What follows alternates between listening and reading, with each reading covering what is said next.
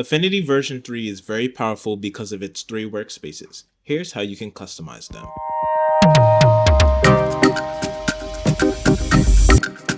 Hey YouTube, Savandros here. Today on the side, as you can see, I've created my own workspace in Affinity version 3, and I'm going to show you how you can do the same. You can see on the left that I've made my own workspace for drawing that I called the Doodle workspace. So I've put a paintbrush tool in here. You also have your eraser and all your side tools for the eraser. Now, how did I do this? Well, it's pretty easy. All you have to do is you need to go to these 3 dots and you need to click Create Studio. From there, you'll give your studio a name. I'll type in My Studio. And then you can also choose to clone from another studio. So I'll just make a drawing studio again, but I'll clone with nothing. And then you choose a color and an icon for your workspace. You can also add a description. From there, we'll click Create. And we'll go on the side and we can click these 3 dots. Then we can pick from all of the tools we want on our studio. So because I'm making a drawing studio, I'm just going to put a brush, a color picker, and an eraser. So I'm going to choose the color picker tool and I'm just going to drag it here. I'm going to choose a brush. We can type it in, or we can just go down to these pre-compiled tools in sections. And I'll go to painting. I'll choose the erase brush tool and I'll choose the paintbrush tool. If you ever want to remove a tool, you just grab it, take it off, and release it. Now, if you want to add more tools as subtools that will stay inside of these tools, you'll just make sure to click on the tool. Now, if we don't have our little subtool section, we're going to make sure that we close our customize dialog box and we're going to open it back up so we get this subtoolbar. From there, once we have it, we can go ahead and add our subtool. So for my brush subtool, I'll add a blur brush tool. And then I'll click close. And now you can see when I go back, I have 2 tools. So I have a subtool of a blur brush tool and a paintbrush tool. And I can also switch to them here and I can drag them all around the screen, wherever's comfortable. Now we can add a bit more to our studio. We can change our toolbar that's up here. So I might add something like flip horizontal. So I'm gonna go to toolbar and I'll actually just type in flip horizontal. And I'll click on there, I'll add it up here, and we'll see the tool is here now. If I close it, I can flip horizontally now.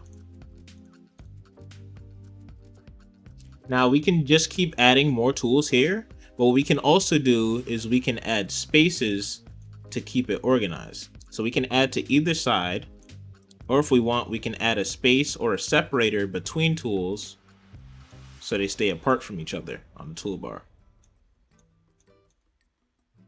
So I'm going to add masking, and then I'll add a separator, and I'll add select all. After we set up our tools and our toolbar, we can set up whichever panels we want to show. So I would personally like to show color from my painting, and then if we want, we can dock it like this. I'll turn on the navigator.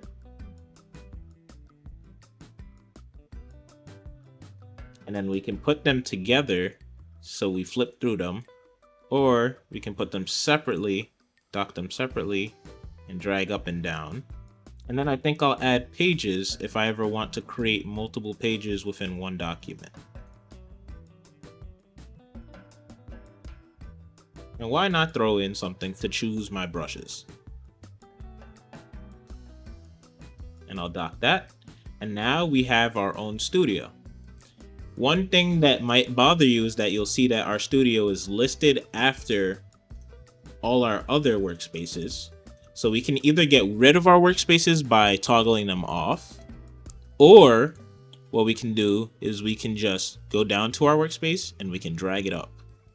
And now it's the first workspace that we see. If we want to get rid of this workspace, we'll just right click on it and we'll click delete. We can also export it or import a new studio. If you want to import some of your tools from old versions of Affinity, you can just go to File, Import Content, and go to From Affinity to or From Files. Thing you can also do with your workspaces is you can dock or undock your tools and your toolbar. So you can go to View, then you can go to Tools, and then you can click Dock and it will undock it if it has a check on it. Then you can just redock it.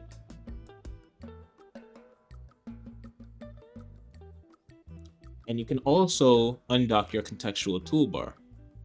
Go to View, go to Context Toolbar, and click Dock. And then you can move that around as you would like.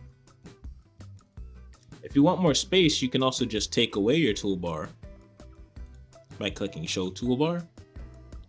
You probably don't want to hide that if you want to be switching from different workspaces in this application. And now I can draw in peace. And when you're done with that, what you can also do is you can set up your keyboard shortcuts individually for each workspace that you make. So you would go to Edit, Settings, and then you go to Shortcuts. And from there, you'll choose your workspace. I got rid of the My Studio one that we just made, but I still have my Draw workspace, which is my primary workspace that I made. And if I go down, I can see all the different keyboard shortcuts that are set. Let's say if we wanted to change one for one of our tools, we would go to Tools while we're under Draw, and we'd go down, and I can change Erase to maybe R, and you'll see that it automatically sets. Now, if you do set it to something that's already set, you'll get a warning message. I actually don't know how to jump to the warning keyboard shortcut just to clear it and overwrite it with the new shortcut that you're putting. So if anyone finds that out, just drop it in the comments, let us know how to do it. But you'll just click X here and you can reset your shortcut. That's it for today. I hope you all enjoyed the video and learned something. If you did, hit a like, comment, and subscribe. I appreciate it. I'm out.